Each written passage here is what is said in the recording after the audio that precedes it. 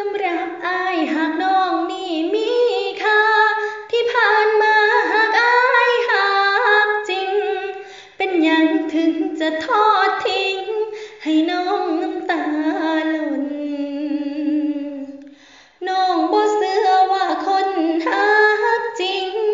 จะกล้าทิ้งคนหักทั้งคนสรุปแล้วก็แค่เหตุผลของคนจะไปแค่อยากบอกน้องบอกเข้าใจหากหักจริงจะทิ้งกันทำไมอยากให้เชื่อว่าอายจริงใจอย่าทิ่มน้องนะหากคนอื่นบ่ได้อีหลี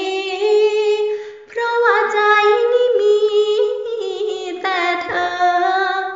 ยังหวังดีและหักเสมอบ่เคย